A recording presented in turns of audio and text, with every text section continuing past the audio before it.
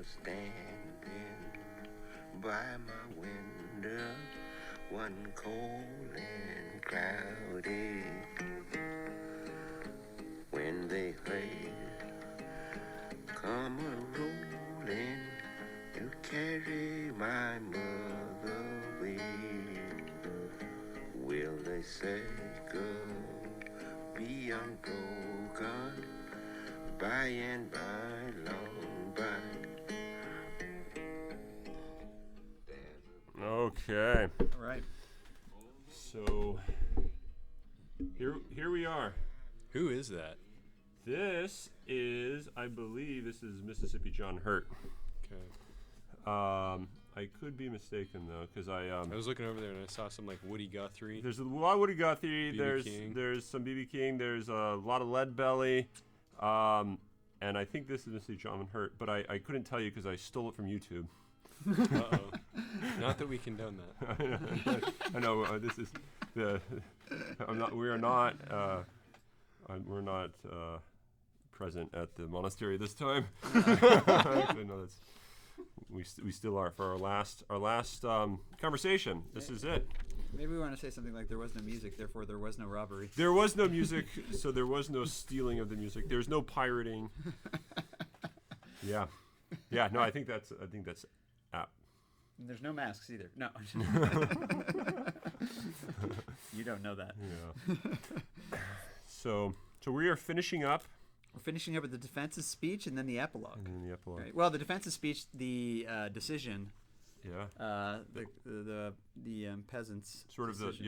the peasants stand firm. Yep. The peasants stand firm. Oh, really?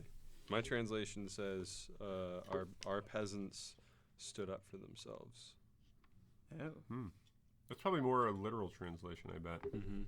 The peasants stand firm. Which struck me. I mean, like this is Russia. Like we're only how many like decades out from like communism and like the Bolsheviks. I think like 50 years. Not So long. it like I feel like it's once again like an instance I feel like of Dostoyevsky being a bit of a prophet for there's like already rumblings of this. Mm-hmm. Yeah, I mean, most of his books are on that in some sense. There's always something about socialism involved in it, and usually it's coupled with the question of atheism. Mm-hmm. But I'm not.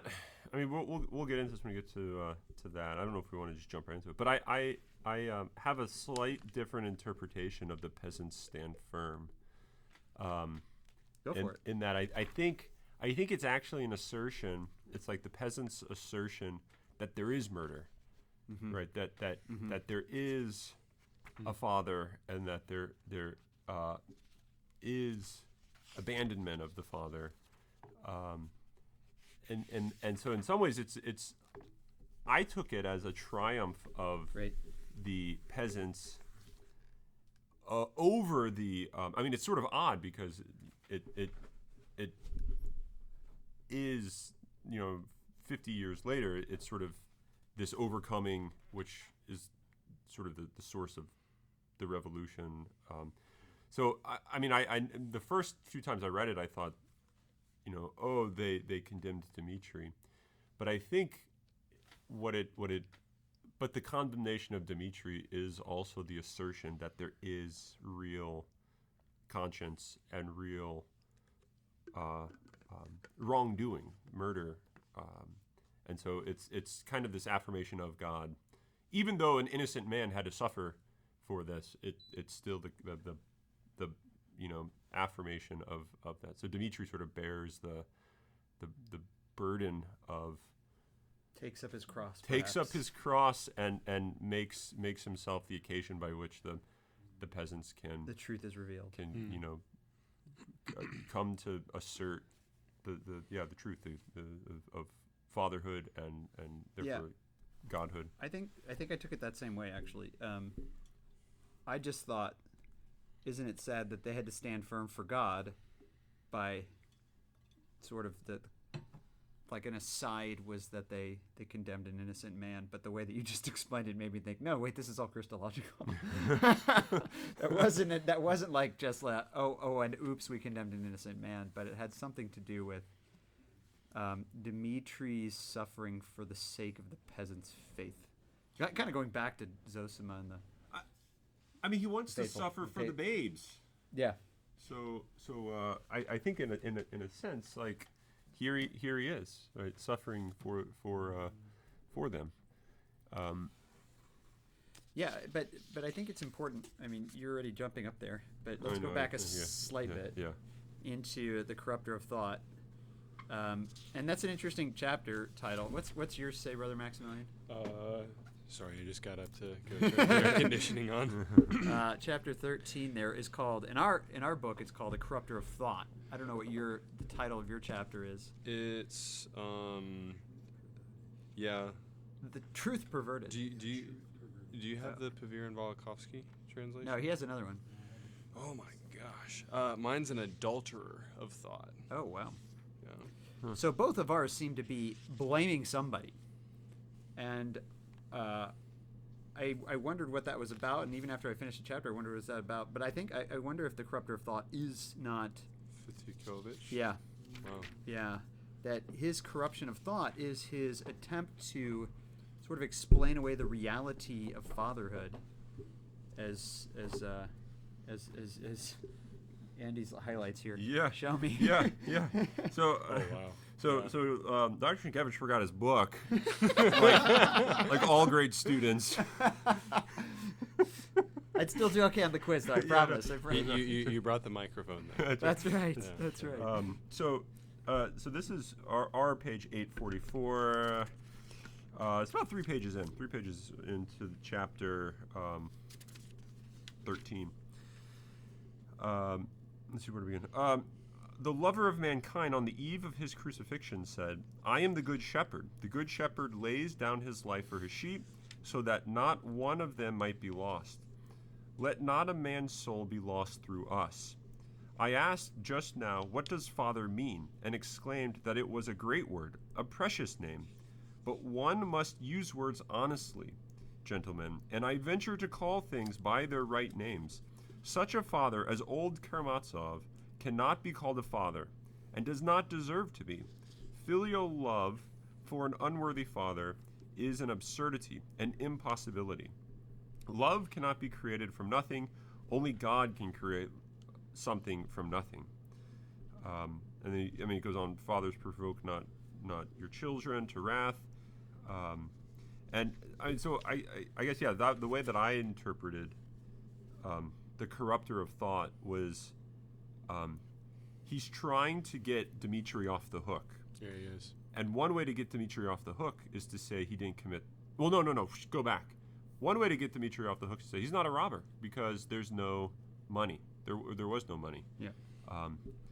And so you could say, look, if there was no money, how could you be a robber? How could he have stolen something that wasn't there in the first place? Mm-hmm. So robbery depends on the existence of the money, which is doubtful at best, according to Fatikovich. Yeah, right. and that exact same maneuver, I think, happens in the chapter right before this. And there was no murder either, which is to say, if there is no father, if there is no God, really, then I think we mentioned this either last time or the time before, then there is no morality. It's not as if any action can be called bad or even good, right? So how are you to blame Dmitri for doing this if there is no God? Just as how could you blame Dmitri for stealing if there is no money?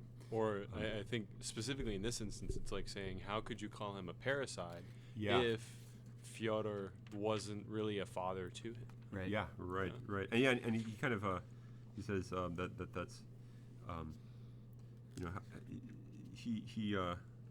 he was nothing like a father. But the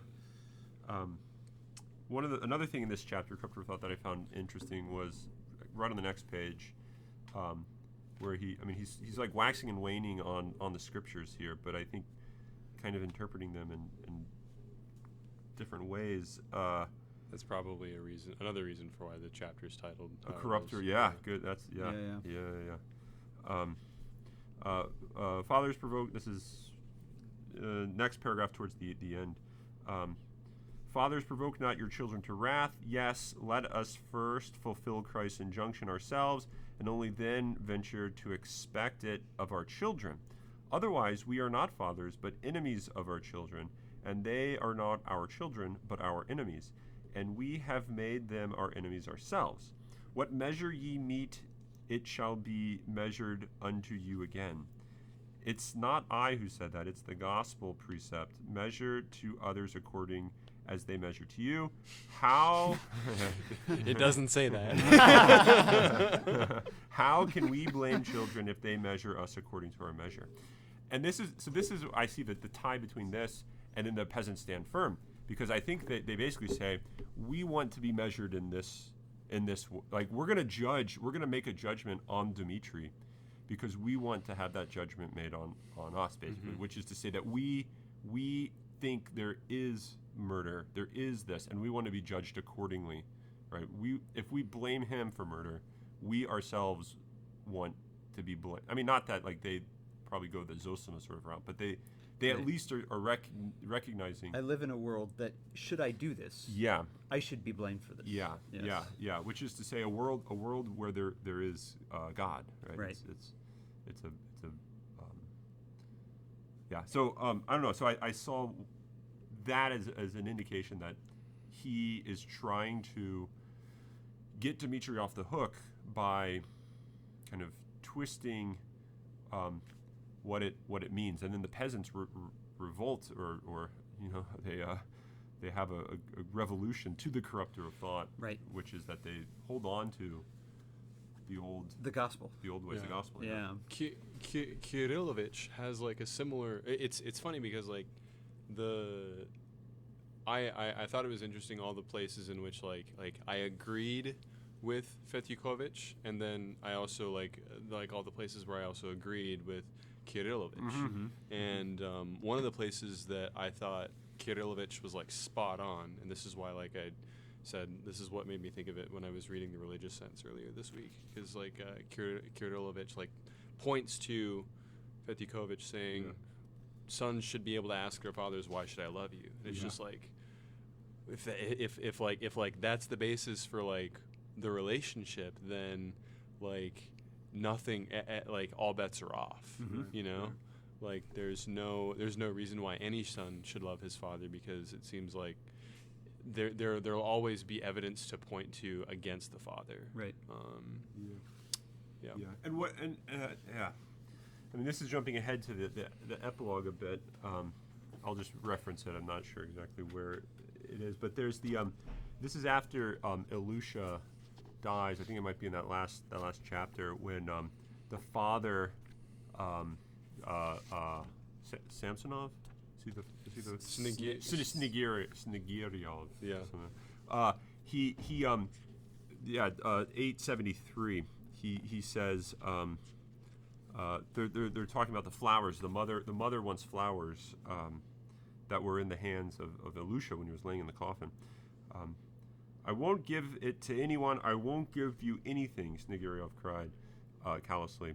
They are his flowers, not yours. Everything is his, nothing is yours. And then the sister says, Father, give mother a flower. And then eventually he realizes, like later on in this chapter, he realizes he should have done this. He should have given her a flower, but he says, no, you don't love him. Everything is his. I was wondering in this chapter, especially, here you have a father who, in some sense, doesn't want to let his son go, and that, like, everything... Which is very clear. Yeah. Or, I mean, like, he tries to over and over. And so, I wonder how much of what's going on in this chapter, and maybe throughout the whole book, is everything that this is the scriptural, somewhere in the Gospels, everything that the Father has is given to the Son, so that like there's nothing held back from the Father, but yet the Father also has to send the Son away, let the Son go, and can't hold on to the Son because then there wouldn't be a Son, right? So I think maybe one of the struggles is you give nothing to your son, but then at the other time you you don't also give everything if you don't let the son sort of take it, Right. To receive it. To receive it, yeah. And in some sense, the way he receives it is by giving it away, which he does with the which is the cannonball. cannon. The cannon. Yeah. So remember, the father And- gets upset that he gives the cannon away to his mom. And who gives the mother a flower? The captain. The captain, who says to the mother, find it. Find it. Let me see if I can find it. Hold on. Oh, I'm not going to be able to find it. The father, the captain, says to Mama, Ilusha, I'm almost positive he says, Ilusha wanted you to have this. Yeah. Ilusha wanted me to give this to you, or something along those lines. So that even there, he's like, gifting. So it's I don't know. I just found it. Mama, dear, Ilyushechka has sent you flowers. Yeah. Oh, poor crippled feet. I think that's pretty much Yeah. it there.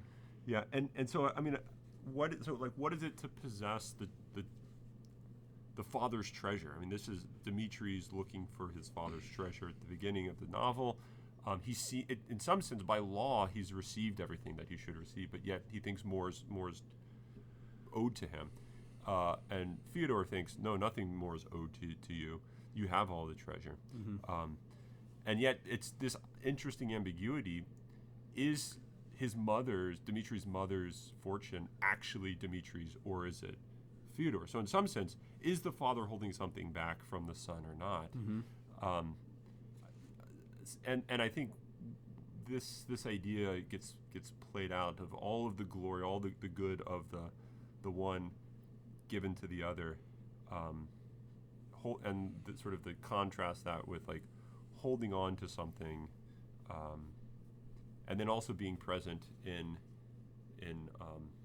another. So I think there's all these Trinitarian themes Mm-hmm. that play out, and I think especially that comes to the fore at the end here.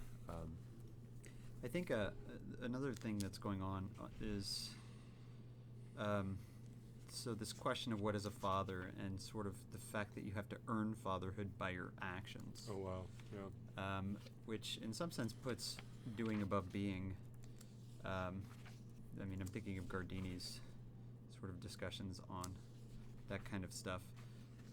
But I think that ends in nihilism, I think, because everything is merely what you call it, and it has to earn this name, And but it doesn't have a name naturally. And it would mean that God's not actually Father, God's not actually Son, because these are things that like follow from God, right? It's not like what God is. It's these are like the effects of to be a father is something in addition to being God. Right. It would be like creator in a sense, right? Yeah, so he earns it, and maybe that's why the rebellion chapter. I mean, I keep going back to that. The rebellion chapter is there is a God, sure, but I reject his creation. It's like a rejection of fatherhood, based on what he's done. Because here's what he's done. Yeah, look what The Turks came and they shot this baby in the face while it was laughing. Right? Yeah. I mean, you're eating pineapple compote. Compost, yeah, which is kind of like a fruit. It's like a fruit slushy drink sort of thing. We learned this recently. Yeah. But I think that the person who sort of demonstrates that fatherhood is natural, meaning like not earned by action, is Alyosha. For two reasons. The two fathers you're talking about, Andy. There's the captain, and then there's Fyodor. So let's talk about the captain first. Alyosha is the one who after meeting the captain for the first time, comes back and says, he's better than I am, because I would never love like he loves if I was in his situation. Oh yeah. And so there's this recognition of sort of the glory of the captain, even though he's a failure in some ways, right? Where he treats his mama like the buffoon she is, in a sense, when he shouldn't, right? Because he should love her. But so Alyosha recognizes this like beauty of fatherhood in him. But going all the way back to the beginning of the book, and I'm sure I won't find it, but when it starts explaining Alyosha coming to his father. Oh, yeah. When he comes to his father, he's the only one. Actually, maybe I just found it. 18 of our book. I think I Is that it? He's the only one who doesn't judge him. There was something about him which made one feel at once, and it was so all his life afterwards, that he did not care to be a judge of others, that he would never take it upon himself to criticize and would never condemn anyone for anything. He seemed indeed to accept everything without the least condemnation, though often grieving bitterly, which I think is a sign of love, right? Here it says, coming at 20 to his father's house, which was a very sink of filthy debauchery, he, chaste and pure as he was, simply withdrew in silence, when to look on was unbearable, but without the slightest sign of contempt or condemnation. His father, who had once been in a dependent position, was so sensitive and ready to take offense, met him at first with distrust and sullenness. He does not say much, he used to say, and thinks the more. But soon, within a fortnight indeed, he took to embracing him and kissing him terribly often, with drunken tears, with sottish sentimentality. Yet he evidently felt a real and deep affection for him, such as he had never been capable of feeling for anyone before. So this like, Alyosha doesn't agree with Fetyukovich. Is that his name? Fetyukovich. Yeah, Fetyukovich. He doesn't agree with him, right? And it's demonstrated by the way that he bees. That when he comes to his father, he loves him despite his debauchery, right, because he's his father, and on account of that love, transforms his father in some way. Yeah. I mean, maybe not to the degree that we would hope, but there's something going on. But here. he's not Fyodor. I mean, this was mentioned. He's not a despicable man. Just look at the rest of Russia. I mean, like what's interesting. Yeah, I mean, he drinks too much. Sort of, gets around too much. Yeah. But he's not a despicable man in the sense of the rest of the Russians. I forget what chapter this was in, but yeah, I think it deliberately says, like, it's the prosecution. The people in Moscow are like nothing like, the people here. I mean, they're like, if you think the people bad here, just go there, right? Yeah. So I think there's this sense of, he's a child. Yeah, he's a child. There was a point that he said that the prosecution. He said, he's like a child, right? And actually, there's a great line I just read. I think it was in Lubach. I think he was quoting Augustine though, talking about the pagans when the Christians approach the pagans. Their ways are more childish than they are malicious. They're babes. Yeah, they're babes. They're That's babes. Right. They're babes, right? And so I think Alyosha had this. I mean, I don't think Alyosha treated him nicely because he was a mere babe. I think he treated him nicely because he was his father. His father. Mm-hmm. Yeah. I think this is the part of Fetyukovich's speech that I think that I agree with as well, because I think, like, he says something almost unwittingly that's like really true, that to affirm fatherhood of, like, if Fyodor Pavlovich was my dad and I were to treat him as though he were my dad, is something that's like mystical and beyond the realm of reason, which is exactly what Alyosha's doing at the beginning of the book when he's going and like loving his dad and not judging him, and it doesn't fit the narrative, and it doesn't find a place in like the frame of reference that like he's building for acquitting Dmitri. He thinks like, we should acquit Dmitri because Fyodor was a bad dad. Yeah. So yeah. So when I first heard that, that was really helpful, brother. I think because the first time that I read that, I was thinking, wait, I thought you beget a child and you're father because you beget a child. That's like the mundane, and so you can call this father. But he's saying no. The fact that you could call the mere begetter of you a father, that's the mystical meaning. They give their time, and they go teach you how to throw a baseball, and I mean that's like, that's easy to understand why that would be called father. But it's in this case, we do have that sense. So I initially was puzzled, like what he's getting it backwards, like what does that mean? But I think this is that it's in what seems to be like the meaninglessness of just the mere begetting that you could call someone father. That seems, and it does. I do think it ties up with the rebellion chapter, because it looks like there would only be rebellion for the vast majority of people that live, if you just look at what was given to you. I mean, So you're saying like God to most of his children is a Fyodor. Well, I mean, kind of. he looks that way. He appears that way. I think,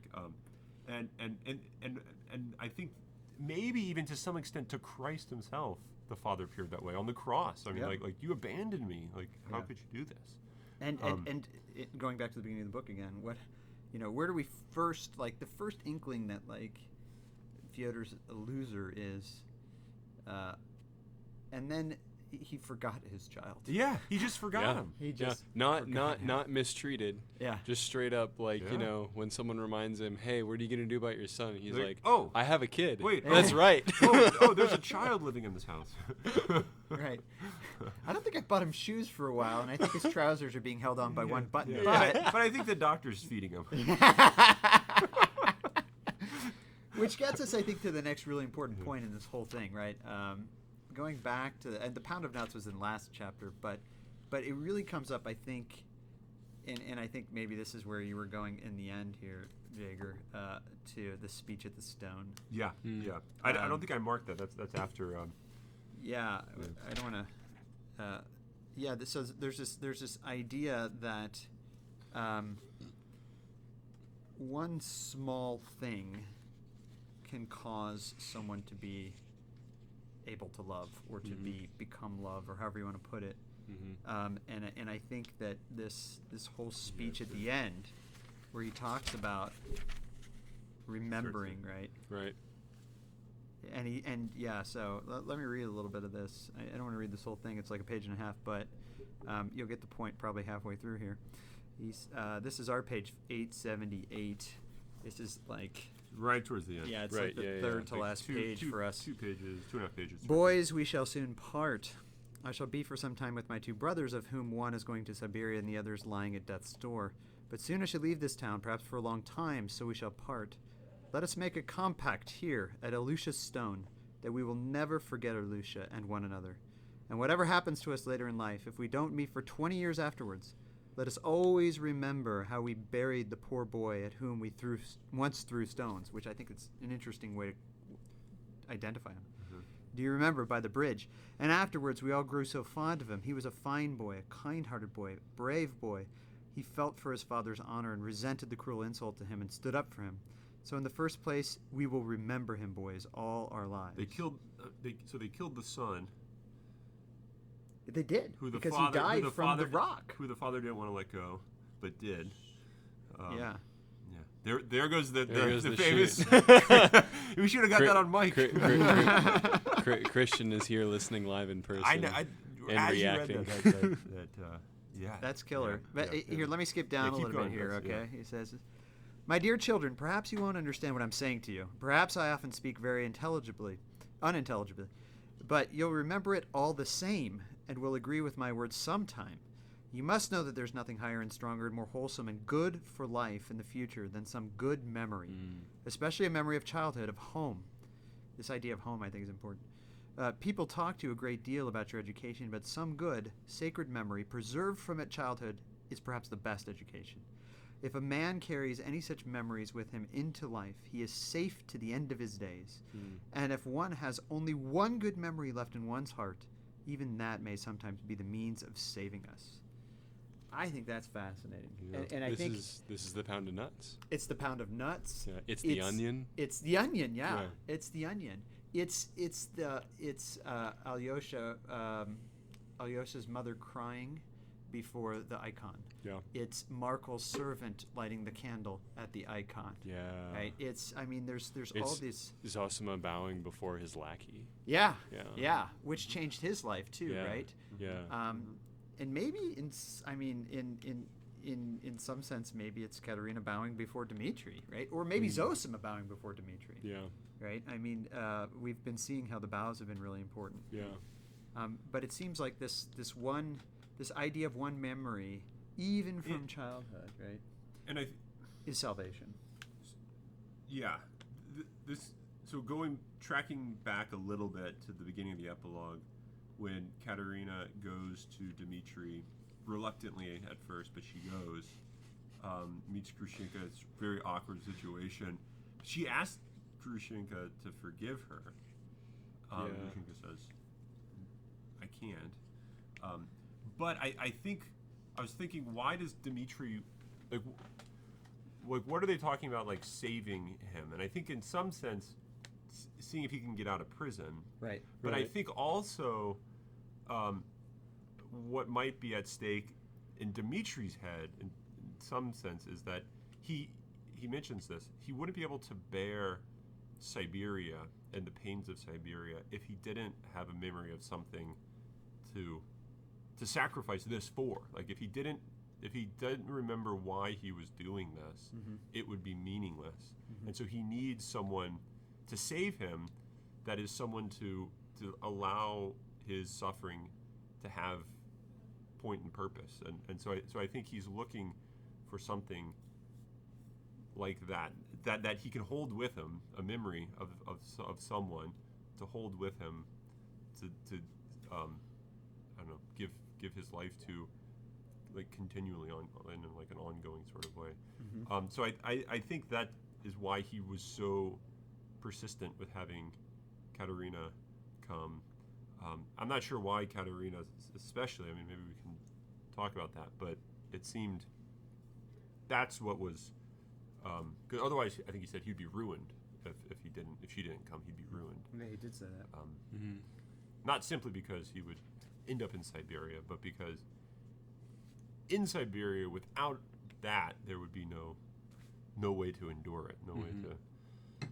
I mean, in some sense, isn't this why we put crucifixes on our walls? And I mean, I want to think that it's. I mean, I don't think memory is just like an image in my head of something that once happened that maybe I experienced or didn't. That's like a memory. Yeah. Yeah. I think it, and I think that the ancients talk about memory way more, and I need to read them on it. I mean, this is Plato's recollection of the forms. Absolutely. I Right, mean, this yeah. is It's anamnesis. yeah. Which I mean, Yeah. that's like a word that Plato uses. Yeah. It's a word that's like that now has for us as like Catholics like heavy significance within the context of the liturgy. too. Right. Yeah. So that it's not just an image; it's actually like a way that I be. Right. A memory is. Right. And so it seems like, and you know, I keep going back to the pound of nuts. It's such a, I think that story that the doctor tells is really transformative.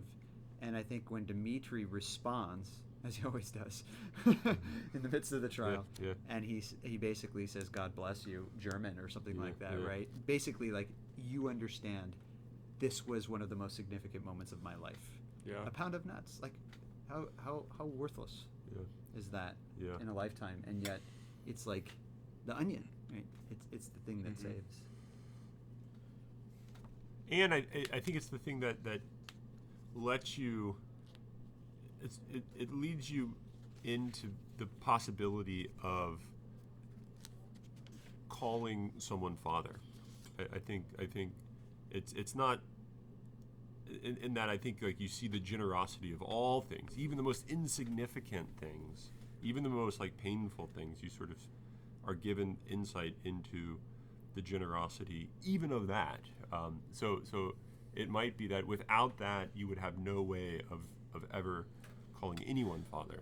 Without Hetchenstuber's pound of nuts, Yeah. there would be no way to make heads or tails of Ivan's rebellion.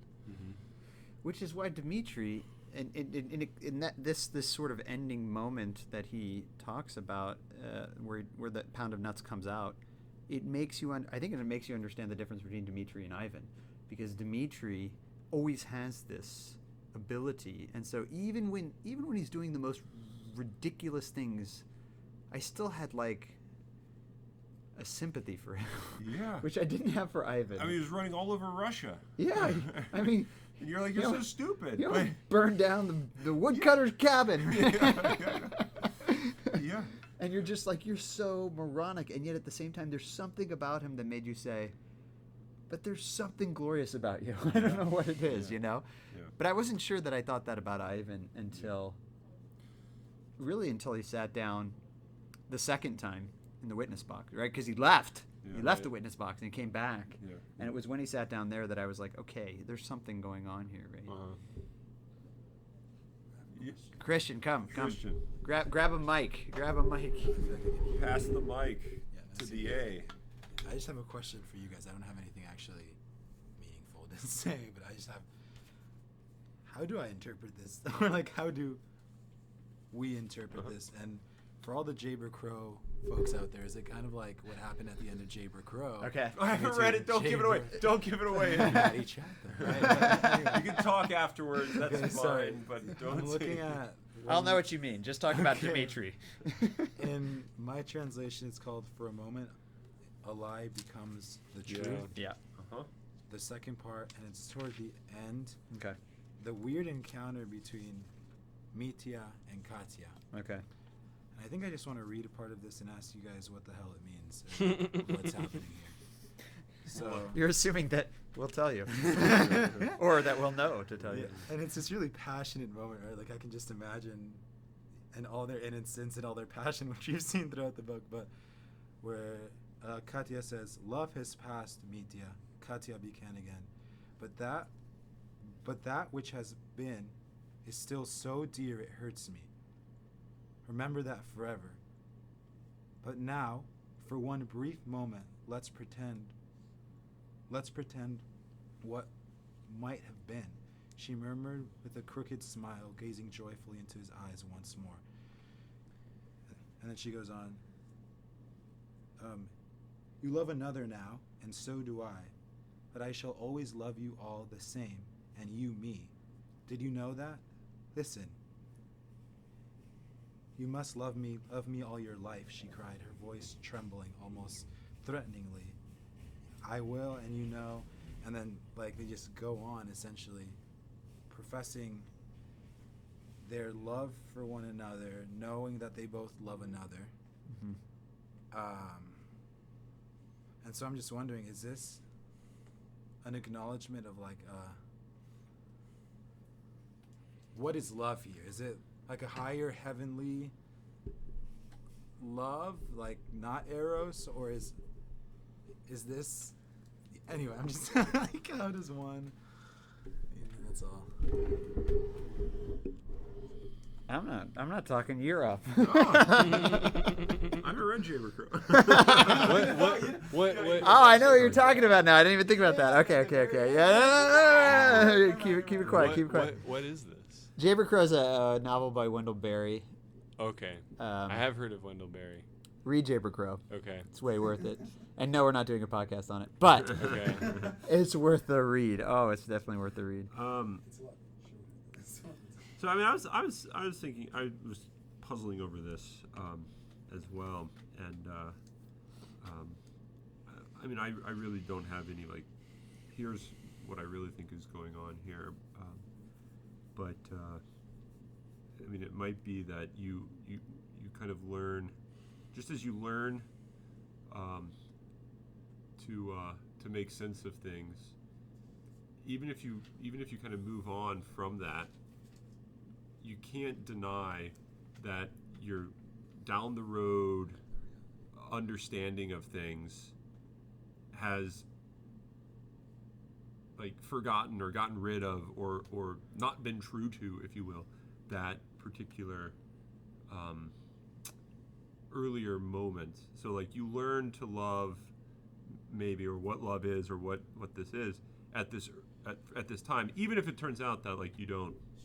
So then in some ways your later acts of love are always going to be informed by that earlier. Not that like this means you're being unfaithful to your later. I don't know. Does that?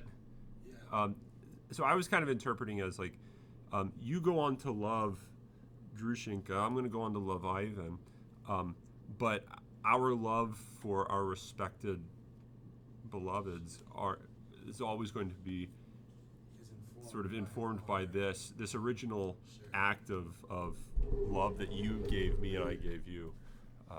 I don't know. That's all I could think about that, and so I just moved on.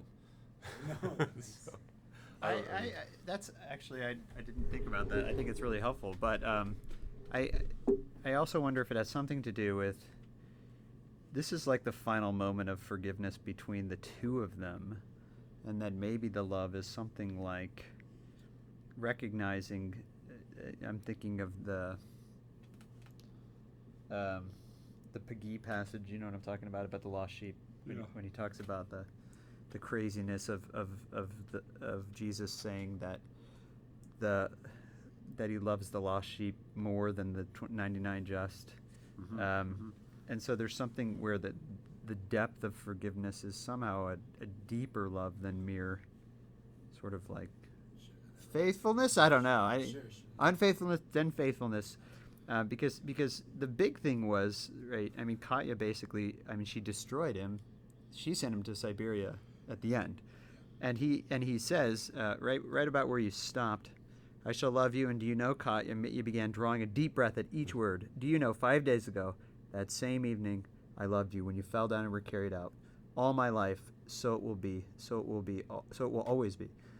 So there's this, I mean, I think it has something to do with Mitya's desire to suffer for the babes, where she destroyed him. And maybe when she lied, you remember he said, I'm just thinking about this innocent. now. Do you think I'm innocent? No. When she lied and basically did not tell about how Dmitri made her come to him for the money. The first time around. And he ended it by saying, you have ruined me, right? If you remember that. And then here now he says when she fell down and was carried out after she finally destroyed his case with the drunken letter, he said, I loved you then. Right? So there's this, I wonder if there's this weird, not weird, but Christian understanding of love being something where I can suffer for my beloved, rather than merely like possess my beloved, which was kind of the distorted way that Mitya and Fyodor both understood love in the midst of their dueling for Grushenka. And it seems to be, so the next chapter, this chapter, the lie becomes truth. I took that as like, okay, here's the plan to get Dmitri out, and he's going to start a new life, and we'll learn English for 3 years, and we'll come back, and we won't live here. Pretend like he's an American citizen. Yeah, this will be great. This will be great. And I think this is like the great lie of anything other than Siberia, any life other than Siberia. That is, there's this temptation even here.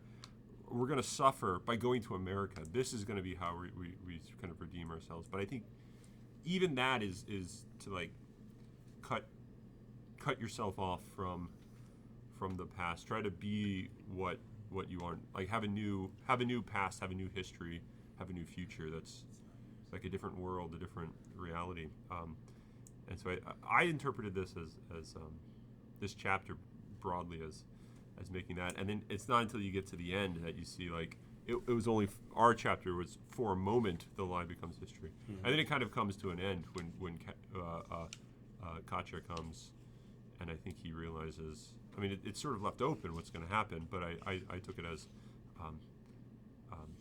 he now has sort of a reason to go to Siberia. He has reason to suffer. So you think? But it's not as if like yeah. I mean, I think. So you think by the end his great plan to go to America was abandoned because Katya came? That's my take. Shoot. That's why. So confused. That's my take. Because it's for. I mean, how do you interpret the title chapter? I was just thinking about that. Yeah. I was gonna say I think the reason for why the chapter is entitled that way has a lot to do with Katya coming in, and it has to do like Christian started quoting it, but like further down the page, like that very same part. It has to like this right here. Katya, Mitya suddenly exclaimed, "Do you believe I killed him? I know you don't believe it now, but then when you were testifying, like when she ruined him with the letter, did you really believe it? I did not believe it then either. I never believed it. I hated you, and suddenly I persuaded myself for that moment, while I was testifying, I persuaded myself and believed it. And as soon as I finished testifying, stopped believing it again. You must know all that. I forgot that I came here to punish myself. I think she's talking about like she like has this moment of like self-awareness, like, oh, I am not supposed to be holding hands and like squeezing your hand and like enjoying myself and declaring my love to you right now. I'm supposed to be lacerating myself. Yeah. Which is what she's always looking to do. Yep. Right? Yeah. Yep. So what's the lie that becomes truth then? It's. I totally agree with you, Jaeger. By the way, now I would have never thought of this, but I think he does not go to America. I think he goes to Siberia because of Katya. But I think the lie that becomes truth is the lie that Katya tells. First of all, lying about herself and her not being called by Dmitri to go over there. Yeah. Second of all, her lying about Dmitri having been the killer when she didn't believe it, as she says here. Yeah. What you just read, Brother Maximilian. Yeah. Uh-huh. But the truth that comes out in the midst of those lies is in a sense this love for each other that is going to be lived out in the suffering of Siberia. Yeah, in some ways, the lie is the source of the suffering, which ironically is the truth. I mean, like it's kind of like the death of life is life, yeah. right? Speaking of Jesus, of course, but I think that there's this weird paradoxical, maybe even deeper than paradoxical, like the lie is truth, the truth is lie. The fact that the peasants stand firm and condemn Dmitri is the ultimate carrying forth of the truth, both of the fact that there is a God and that there is fathers, and of the fact that it's by suffering that one comes to true love and true unity with each other rather than something else. Yep. Christian, speaking to the mic, Christian. No, I have to go to class. The class started 5 minutes ago. But no, like even if he 5 didn't, minutes ago. Yeah, okay. Yeah, it's at 2:25. It's 2:32. But no, like even if he didn't kill him, though, even if he wasn't guilty, it's still like I don't know. I just have like you know what I mean? Yeah, because the truth of there's more at suffering, stake here. right? Yeah. The truth of suffering being the way of love is manifested in his being forced to Siberia. Which wouldn't have happened unless they condemned him, right? If they didn't condemn him. And this is what this is what's weird. He who knew not murder became a murderer, or not really. I mean, in some sense, he bore the cost of murder, although he was no murderer, right? Yeah, but he's to blame for everything, as he said himself in a Zosima kind of way. Right. So I think there's this like he's the innocent sufferer, right? Yeah. But yet that sort of means that he, in some sense, can also be described as guilty, just as he who knew not sin can also be described as sin in this like mystical sort of way. Yeah. No, that obviously has always been taken in the wrong way. Not always, often taken the wrong way, but it's in Scripture. So I feel like there's a deal with it. Yeah, deal with it. Right? So go to class. Yeah. Sorry, Dr. McNamara, if you're listening. Oh, he just outed himself. Oh no. This chapter is so interesting. I didn't think it was as interesting until now. I didn't really think so either. That's the crazy thing. I think. So here's the thing that like I just kind of like reread it briefly while we're like sitting here talking about it, and one of like the really interesting things here is the interplay between forgiveness and love that you see happen within the context of two really turbulent relationships, Dmitri and Katya and Grushenka. Because the minute that Katya shows her face, the first thing that Dmitri says is, "Forgive me. Will you forgive me? Do you forgive me?" Yeah. And like she shuts him down. Like she says, "We don't have to forgive each other. we just need to remain as like wounds on each other's souls for the rest of our lives, and like know that like, you know, we love each other. And then Katya, after making this like really effusive declaration of her love for Dmitri, like gets up because like she remembers like, I'm here to punish myself, and starts walking out, and then like runs into Grushenka, and the first thing she says is, "Forgive me," and Grushenka shuts her down too, and she's like, we're both wicked, and it's like somehow like not fitting for us to forgive each other. But those are options. So that's what happened. I was ready for the punchline there. So I don't know. I don't know if I have a punchline. I just find like that and like that's really interesting. Like those two things, and I think it ties in very much with what I've heard on this podcast over and over and over again. What is love? Yeah. Active love, which involves forgiveness, which is like what Markel taught us, right. what Zosima taught us from his brother Markel. Mm-hmm.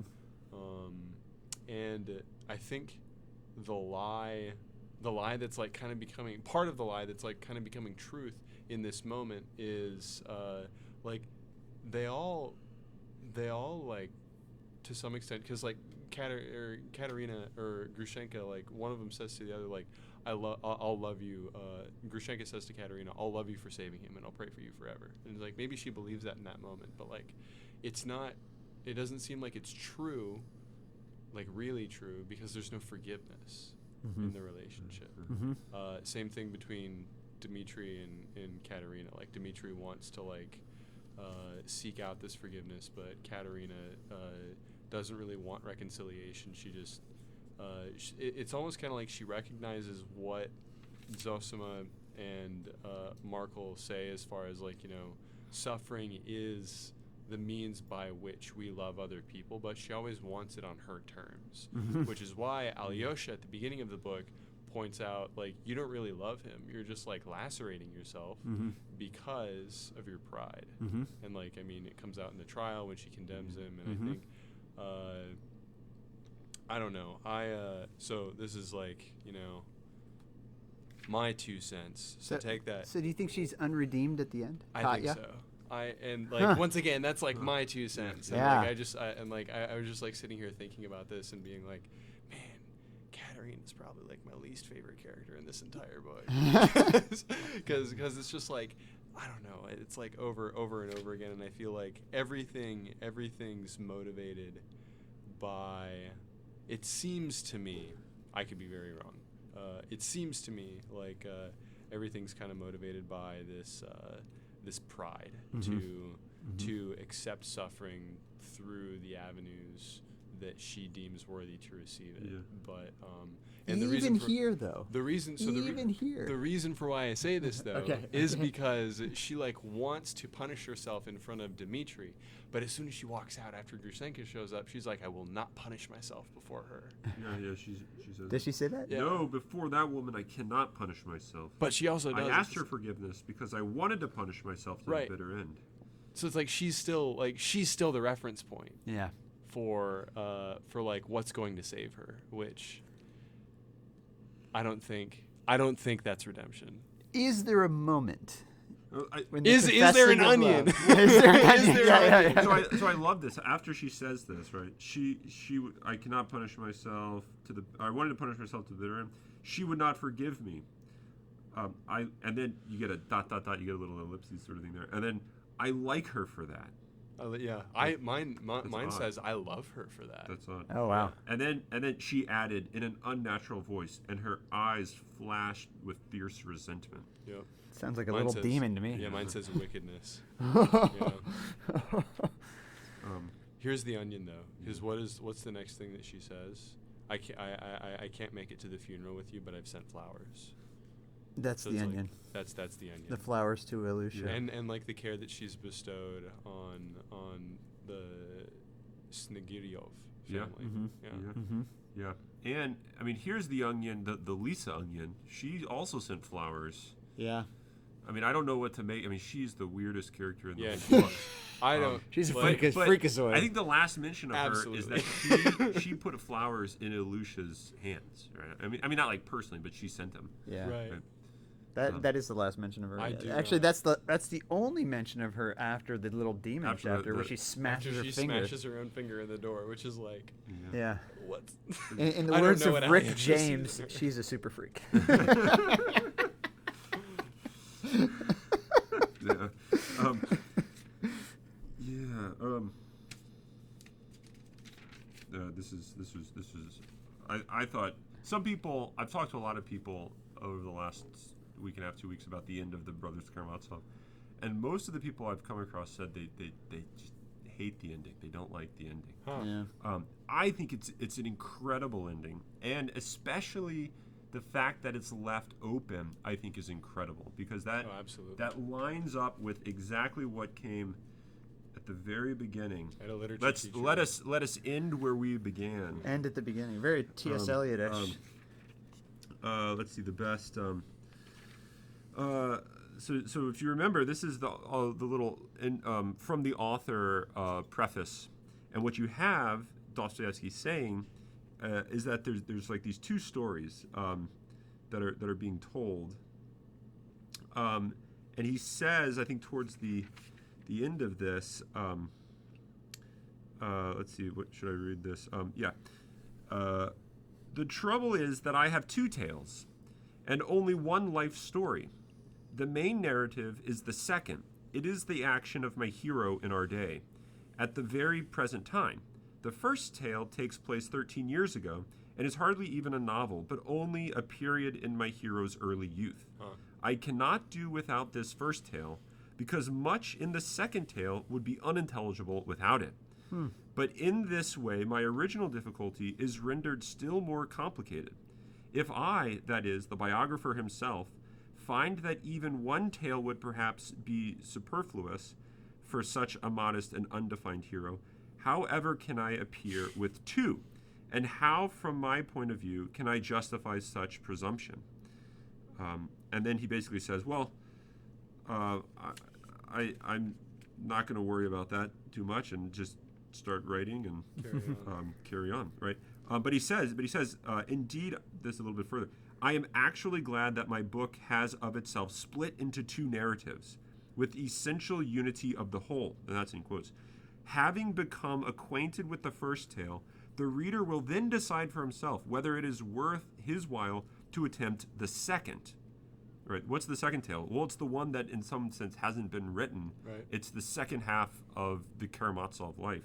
It's the one that's being lived. It's the one that Right. the reader of the novel is living, because I think what's going on here, lining up with what we were talking about, maybe not on Mike, but we're all Karamazovs. Yeah. Right. And just as we're all Christians, we all live the life of Christ, and we all live the life of Adam, and we're all fall through the same sin, and we're all redeemed through the same crucifixion and resurrection, and you can't understand that universal story of salvation without a particular example of it, but you have to recognize that carries on, you might say, beyond this book. If you thought, oh, the book here is the story of the salvation of a person, I think you kind of cut yourself off from, like, what's really trying to be told here is that we're all this Karamazov family, and we all have this sort of redemption. So if you thought you could like close the story of salvation with Alyosha and Dmitri and Ivan, then you're kind of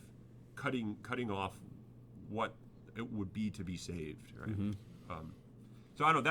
That's how I interpreted it, and it also kind of leads into a type of reading which is similar to like a Platonic reading. Absolutely, yeah. You know, Dr. like you read this and then you realize like the point of this is to lead you on beyond the text, and I think. If you're left thinking, I'm unsettled, I want to know more about the life of salvation, please, I'm so annoyed with Dostoyevsky, please, I need to like find somewhere to understand the story of salvation a little better, then this is a good ending, right? If you're left unsatisfied, then that's sort of a good thing. Yeah. Yeah.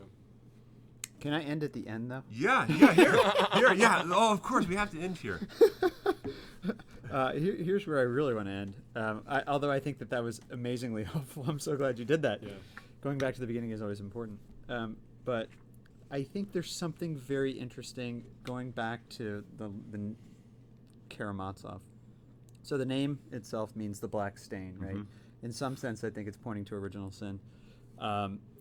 Throughout the book, Karamazov is never used as a compliment. Yes. Never, right? Yes. I mean, you're Karamazov. yeah, that's so Karamazov-ian of you. You dirty Karamazov. Yeah, you're a Karamazov just like your father. Well, you smell like a Karamazov. or even we don't have Hamlets. We've got Karamazov. Yeah, right, yeah. They don't think about anything. Yeah. And the book ends though with the first time ever of the celebration of a Karamazov. Not just a Karamazov. I think it's important. It's not just a Karamazov. It's Alyosha or it's no, all Karamazov? grammatically. I think grammatically. Okay, yeah. Which So- is making a point of it. Yeah, and so and the way that the grammatical form happened in this way is because of Kolya, who himself used the term Karamazov. Wouldn't call him like Mr. Karamazov or something, right? Just like Used the calls him term by his last name. Yeah, like kind of a buddy. buddy, but even worse because he thought he was kind of a loser. I'm not following that Karamazov. I'm not coming to Alyosha's because of Karamazov, like you losers. Yeah. Right? You guys are all sheep, and this guy just leads you around by the nose. And so he starts calling him, and he never stops calling him that, right? But ultimately, it becomes a term of endearment in some sense, right? Because he gives a speech at the Stone about let's all remember we love each other, and we'll always remember this, right? And even Kolya says he loves Karamazov. And then a voice comes in the midst of this as they're screaming, yes, we will always remember, right? Karamazov, we love you, right? Hurrah for Karamazov. That's the last words of the book. Right? Hurrah for Karamazov. Yeah, really. So there's two things we could say about that, I think. First, it's hurrah for all of us losers who are all sinners seeking forgiveness, right? And all of us who suffer from our own sins, yet through that suffering can be redeemed in love, right? Kind of this question that you were talking about, Brother Maximilian, of the question of suffering and love. But in a maybe more radical way, in a sort of Peggy kind of way, hurrah for our sin. Oh, happy fall, going back to that, right? Yay for us being losers so that we can be redeemed losers, right? And I think that there's something very interesting about that.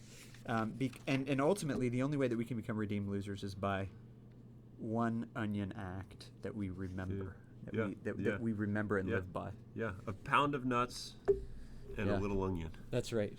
Yeah. And that should take us out of here. Yeah, and I think we should end with on the count of three with a hooray for Hooray or hurrah? Hurrah! It's gonna be hurrah. 1, 2, hurrah for Karamazov!